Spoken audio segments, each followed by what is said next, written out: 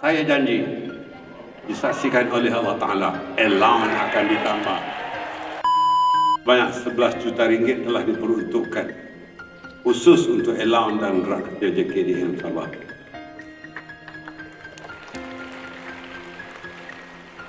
Saya tahu jumlah itu masih kecil.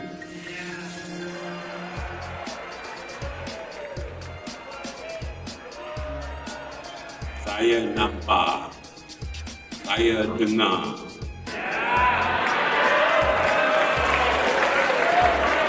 Saya amat prihatin.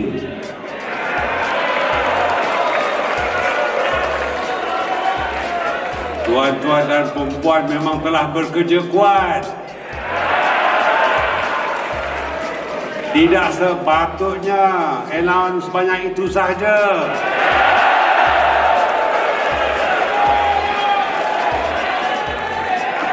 Saya dengar, saya tahu allowance itu wajib ditambah.